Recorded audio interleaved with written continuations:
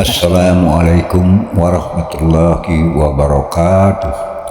Allahumma sholli ala Muhammad wa ala ali Muhammad. Kaum muslimin rahimakumullah.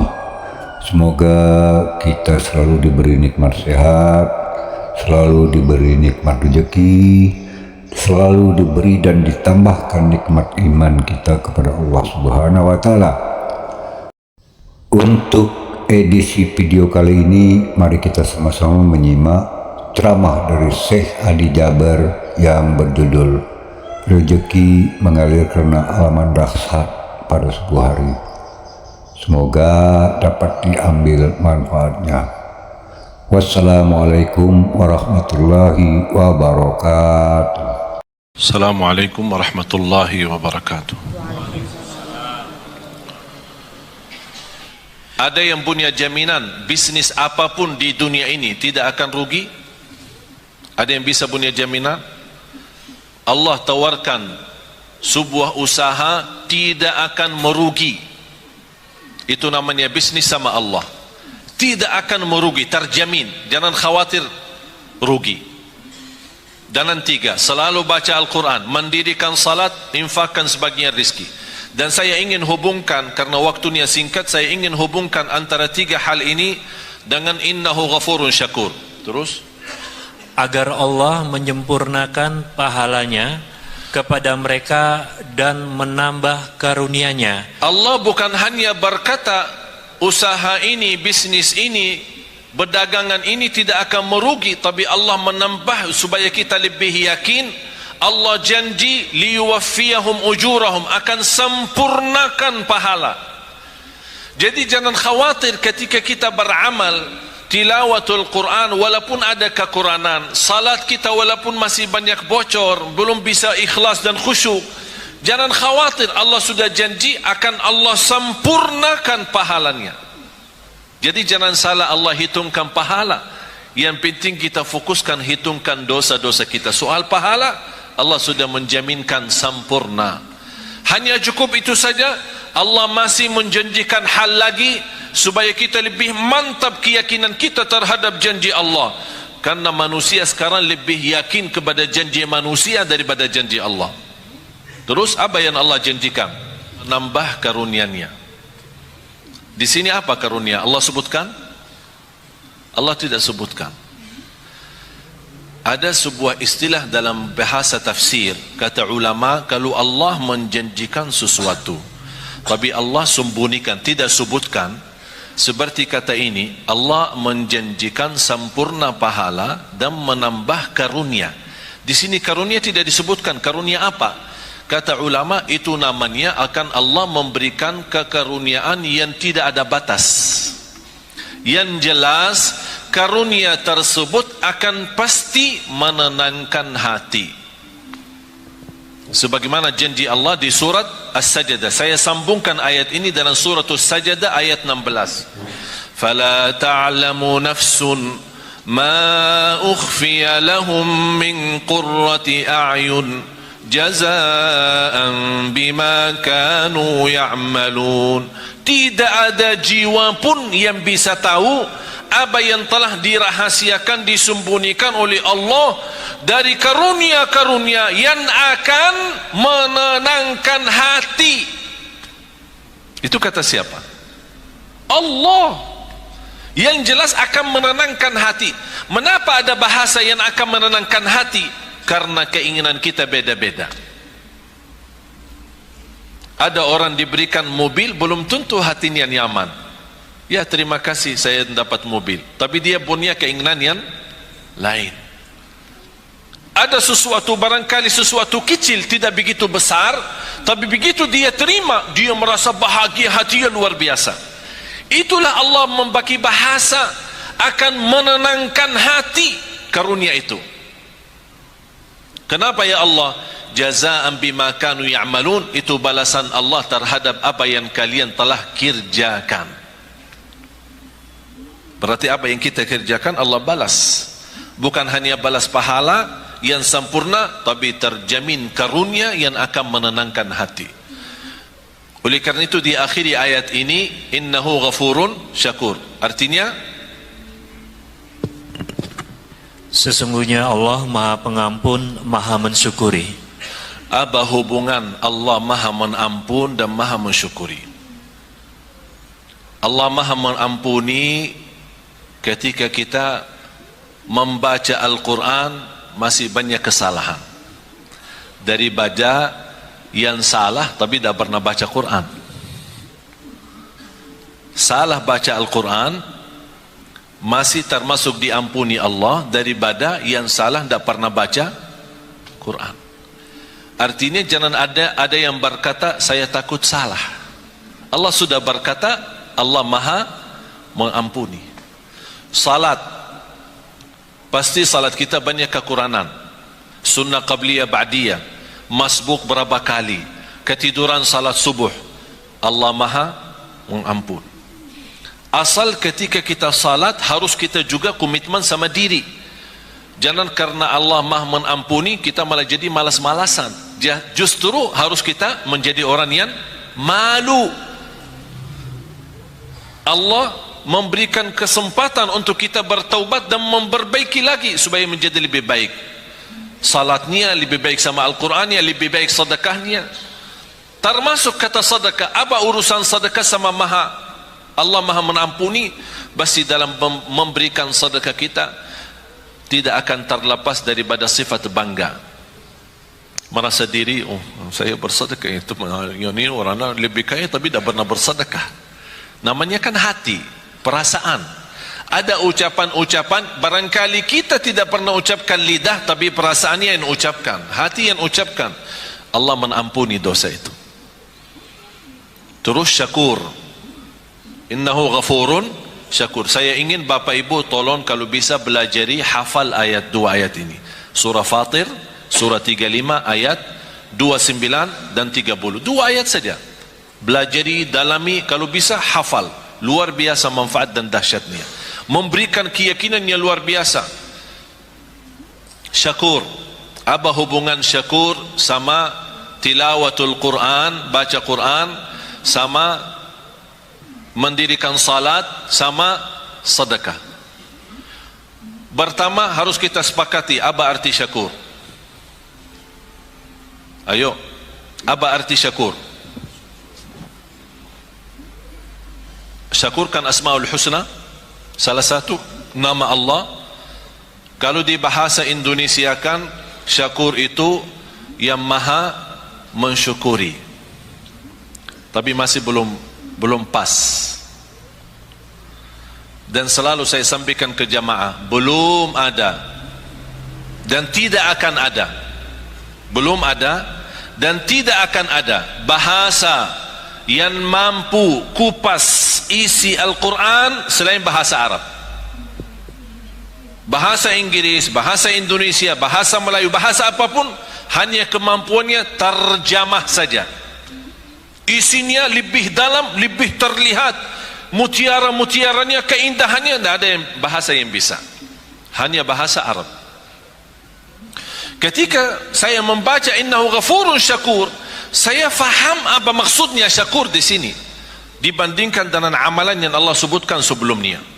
Syakur dalam bahasa Arab, tolong hafal, huwallazi yu'ti al-ajra al-kathir bil amalil qalil, yang artinya asyakur yang menjaminkan pahala yang banyak dengan amalan yang sedikit. Itu namanya syakur, yang memberikan pahala yang banyak dengan amalan sedikit. Mau tahu buktinya? Salat kita berapa waktu? Salat kita berapa waktu? 5. Allah berikan pahala berapa? Tahu enggak pahala salat? 50. Waktu Isra Mi'raj Allah menetapkan 5 waktu. Apa kata Allah kepada Nabi Muhammad? Kepada umatmu saya perintah 5 waktu dikerjakan, tapi pahalanya 50.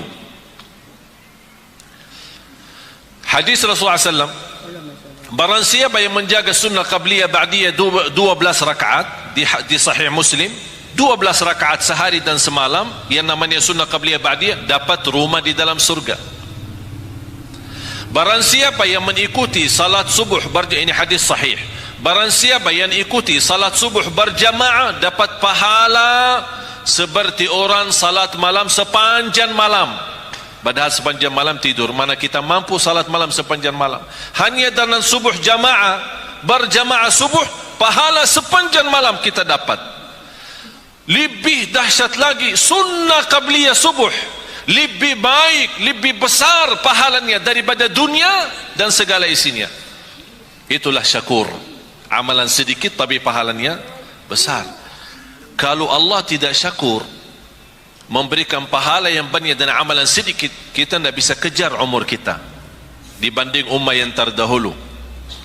Satu malam Lailatul Qadar, Bapak Ibu, pahalanya 83 tahun, padahal umur kita belum tentu 83. Itulah syakur. Allah memberikan dengan amalan yang sedikit tapi pahala yang banyak. Saya tanya anda sekalian, ketika ada orang membantu kita, memberikan tolongan apapun, dari segi bantu pinjaman atau bantu kendaraan, kita ada perlu ada acara kita pinjam mobilnya sebentar, tapi di saat kita minta tolong orang itu dan dia berkenan membantu kita, benar-benar di saat yang sangat membutuhkan bantuan tersebut, kira-kira bagaimana perasaan berterima kasih kepadanya? Tinggi kan? Setiap kita doa pasti ingat dia, setiap ketemu terima kasih, tidak ada habisnya, bertahun-tahun masih ingat, tidak akan lupa. Begitu juga Allah sifat syakur. Apapun amal saleh yang kita kerjakan, jangan khawatir, Allah tidak akan lupa kebaikan kita.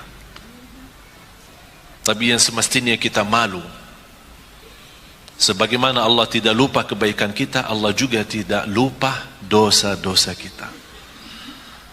Tapi subhanallah, tanda Allah syakur, ketika kita berdosa, Allah perintahkan malaikat jangan dituliskan dulu. Disebutkan berbagai macam riwayat, diberikan kesempatan 3 hari supaya taubat. Kalau dia taubat, sadar, malu, diampuni dosa, tidak perlu ditulis. Dan begitu luar biasa syakurnya Allah kepada manusia. Dan amalan yang sedikit diberikan pahala yang banyak. Dan sedekah Allah subhanahu wa ta'ala, ini saya kaitkan antara hubungan Quran, sedekah sama syakur. Yang kita beri kepada Allah berapa? Dan yang Allah berikan kepada kita berapa? Rizki yang kita miliki Bapak Ibu, kalau kita mau hitungkan harus kena denda dan bayar, mana orang sanggup? Setiap mau hirup udara yang segar harus bayar. Setiap mau buka mata harus bayar. Mau tutup lagi harus bayar. Mau bergerak satu langkah harus bayar. Sanggup gak hidup? Tidak bisa.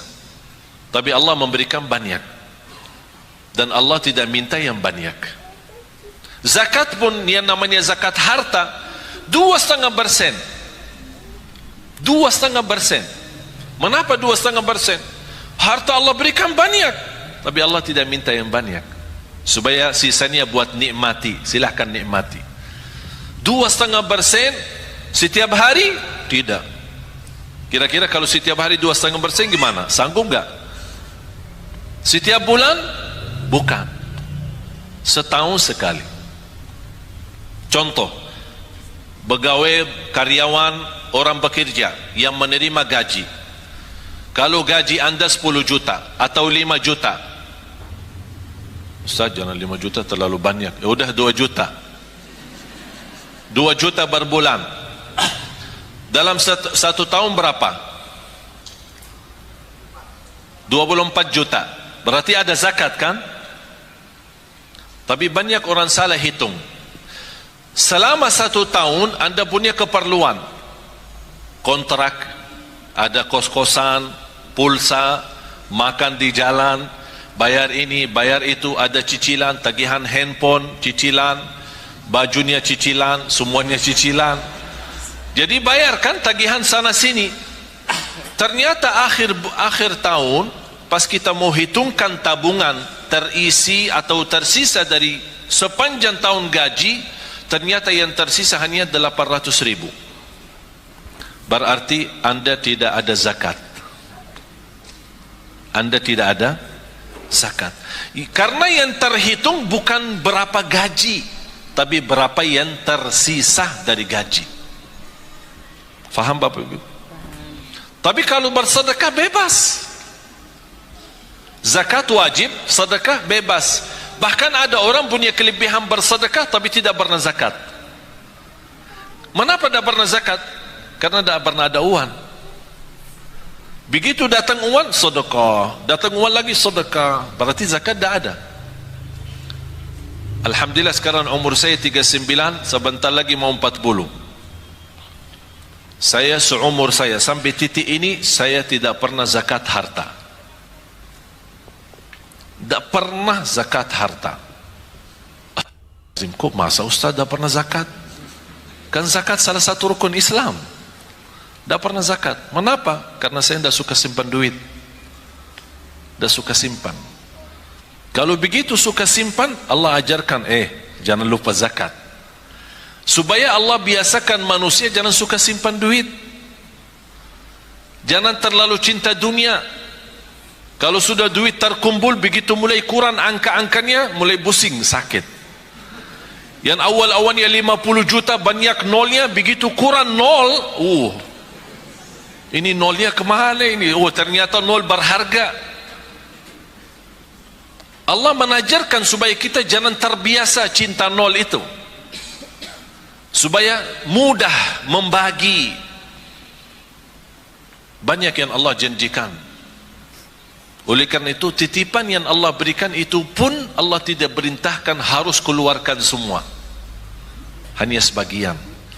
Karena Allah syakur, akan Allah berterima kasih kepada anda yang berkenan menwakafkan, berkenan membantu, berkenan mensedekahkan di jalan Allah. Bagaimana tanda Allah berterima kasih kepada kita? Akan Allah berikan kelebihan dan karunia yang Allah sudah janjikan dalam ayat itu. Karunia-karunia yang tidak pernah diduga. Bisa karunia keturunan, bisa karunia penghafal Al-Quran. Ada orang dan Masya Allah rajin sedekah. Saya punya ibu saya orang awam, bukan ulama, bukan ustazah, awam. Bahkan termasuk buta huruf, dah bisa baca Quran, baru saja mulai baca. Bagaimana dia bisa memiliki anak 12, termasuk saya, 12 bersaudara, 9 laki-laki, 3 perempuan. Di antara 12, 10 penghafal Al-Quran, 30 juz, bukan juz 30. Soalnya mohon maaf, kalau di Indonesia bilang hafiz, banyak orang bilang hafiz, tapi hafiz cuman juz amma, juz 30. Sudah dianggap diri hafiz. Kalau gelar hafiz kita di Madinah, kalau orang sebut hafiz, berarti yang dimaksud hafal 30 juz. Karena kemarin di tes, ada beberapa saudara kita, para hafiz kita kumpulkan, ada lamaran kerjaan di Qatar, di negara Qatar, mencari imam-imam dan muazzin dari Indonesia. Yang hafal dapat gaji hampir 2.500 dolar US, tambah tinggal, tiket setiap tahun pulang pergi, dan fasilitas kesehatan, anaknya sekolah dan yang lain-lain. Tapi syaratannya hafal 30 juz. Banyak daftar melalui yayasan kami, diberikan kepercayaan, datang mereka daftar, hafal, semua daftar. Pas hari ujian, di depan para petugas yang datang dari Qatar, sudah ini berapa hafal? 30 juz. Siap dites? Siap. Tapi mohon boleh enggak dites cuma 5 juz? Astaghfirullah. Kau daftar 30 juz, kau mau dites 5 juz? Kenapa? 25 yang mana? Hilang. Jamaah sekalian dimuliakan Allah Subhanahu wa taala. Saya ingat ketika saya di bandara, saya bertemu seorang, saya tidak kenal. Tapi ternyata beliau dari Arab, kenal muka saya, sering lihat di YouTube. Dia tegur saya, Assalamualaikum, Waalaikumsalam. Dia bawa keluarga, istri sama anak.